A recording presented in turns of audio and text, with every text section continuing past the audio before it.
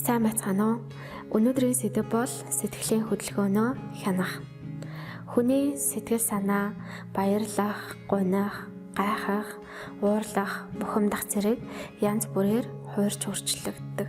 Сэтгэл санааны энэхүү өөрчлөлтийг бид сэтгэлийн хөдөлгөөн хэмээн нэрлэдэг. Жишээ нь уур бухимдал бол сэтгэл хөдлөлийн түгээмэл нэгэн жишээ юм аа.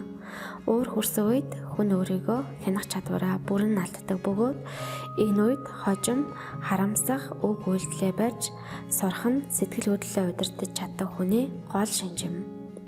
Уур бухимдлаа зүгээр удирдах хэвших нь эрүүл энх, амар амгалан, аж аргалтай амьдрах эрхэм дадал юм аа. Тэгвэл бид сэтгэл хөдлөлөө хэрхэн эргээр удирдан зохицуулж болох вэ?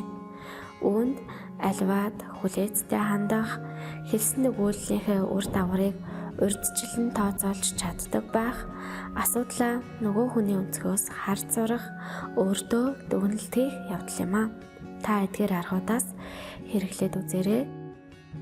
Сэтгэл хөдлөлөө зөвөр удирдах хэвшицгээе.